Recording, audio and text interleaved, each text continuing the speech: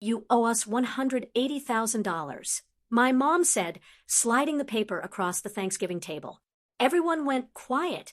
I laughed until my dad said, "We're serious." That's when I realized something wasn't right. My name is Danielle Carter. I'm 34 years old, and I've spent most of my life being the dependable one. I work as a mid-level accountant at a small firm, and I've always been careful with money. I don't take risks. I don't spend beyond my means. Growing up, my younger brother was the one who got the praise. He was bold, loud, and somehow always right in their eyes. I was the one expected to fix things quietly. If bills were late, I helped. If something broke, I handled it. When times were tough, I stepped in without being asked. I thought that was what family meant, but no matter how much I gave, it never felt like enough. I kept hoping one day they would respect me. I wasn't chasing luxury. I just wanted a life where I didn't feel like I owed something all the time. They saw me as predictable, easy to push, soft. But over the years, I started noticing things that didn't sit right. Small gaps, strange patterns, numbers that didn't match. And I started paying attention. If you've ever been the responsible one who got taken for granted, hit subscribe. I know how invisible that can feel. Share your story in the comments. I'm reading them. And if you've ever questioned your family's intentions, you're not alone. Let's go. Thanksgiving that year felt normal at first. The smell of roasted turkey filled the house, and everyone was laughing too loudly. Plates clinked. My aunt kept refilling glasses.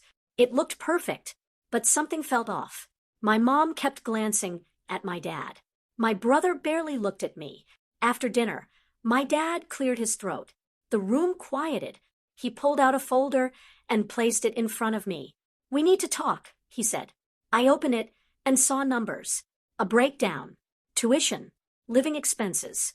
"What is this?" I asked. My mom leaned forward. "It's what you owe us," she said. I laughed at first. I thought it was a joke. "You're serious?" I asked. My dad nodded. "We invested in you. It's time you paid us back." My chest tightened.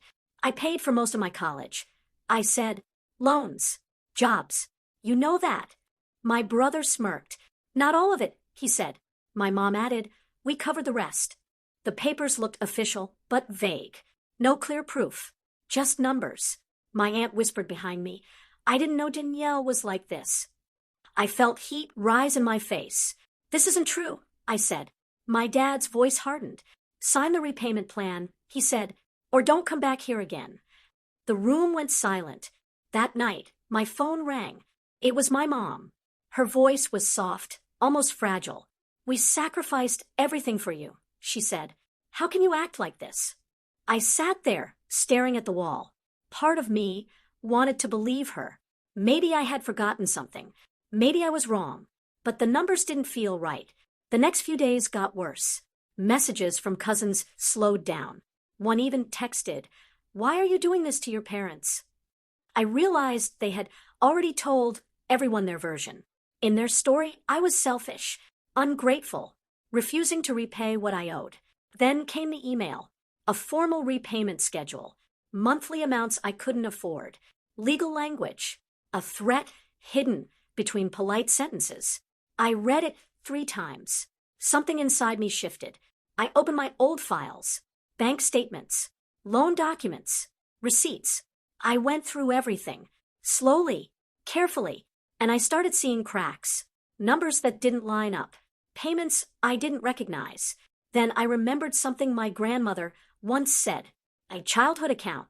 I had brushed it off back then, but now it came back clearly. Why does none of this match what I remember? I whispered. I didn't sign anything. Not yet. What they didn't know was I had already started asking questions. Months before Thanksgiving, something had felt off, and I had quietly requested copies of old financial records. At the time, I told myself it was just curiosity. Now, it felt like instinct. I went back to those documents, emails, old bank statements, fragments of something bigger. Then I saw it, a reference to a trust fund. My grandmother's name was on it. My heart started pounding. I dug deeper. There were withdrawals, multiple ones, over the years. Large amounts. And they weren't made by me. This doesn't make sense, I whispered. I followed the trail. Every document led to the same conclusion. My parents had access.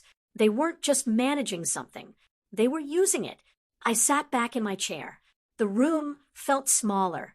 If I'm right, I said quietly, this isn't about debt. My hands clenched. This is theft. I wasn't guessing anymore. I needed proof. Real proof. So I reached out to someone who could help.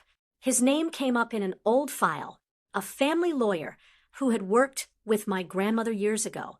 I called him, not expecting much, but he remembered.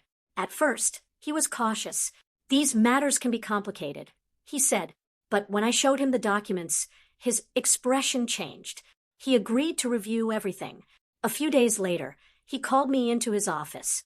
The air smelled like old paper and polished wood. He placed a file in front of me.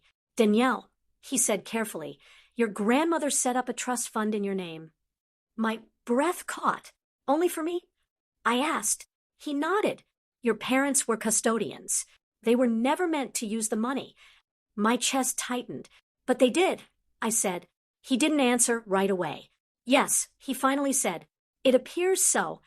I felt something break inside me. Not just anger. Clarity. My brother called that night. You've always been the weak one, he said. I didn't respond. I didn't need to. I was done being quiet. The meeting was set at the lawyer's office. My parents arrived early, confident, relaxed. My brother leaned back in his chair, arms crossed. Let's not drag this out, my dad said.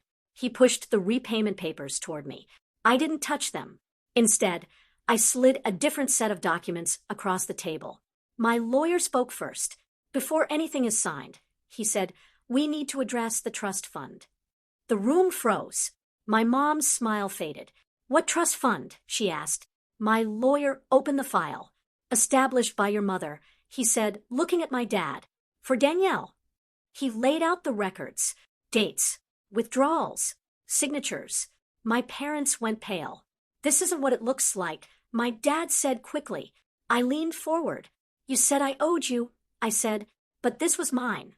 My brother tried to speak. Wait, this is getting twisted. The lawyer cut him off. The evidence is clear, he said. Silence filled the room. My dad's voice softened. We can explain. I shook my head. No, I said, I'm done being your safety net. My hands were steady. For the first time, I wasn't doubting myself. I wasn't asking for approval. I was stating the truth. I walked out of that office with something I hadn't felt in years. Control. The legal process started soon after. There was still money missing, but now I had the right to fight for it. My parents stopped calling. Relatives started asking questions, but this time not about me. About them. My brother stayed quiet. The confidence he once had seemed to disappear. As for me, I started building a life that didn't revolve around proving my worth. I paid my bills. I kept my routine. But now it was for me. Not them. Not anyone else. I realized something simple but powerful. They thought I was weak because I stayed quiet. But I wasn't weak. I was watching. I was learning. And when the truth came out, I was ready for it. If your family ever tried to twist money into control, you know how painful that feels. Have you ever been blamed for something that wasn't your fault? Share your story in the comments. I want to hear it. Subscribe if you've ever been underestimated. And share this with someone who needs to hear it today. Your story has power. If you felt a connection to mine, please subscribe and share your journey in the comments. Every share helps someone else feel seen. Thank you for being here. Thank you for listening.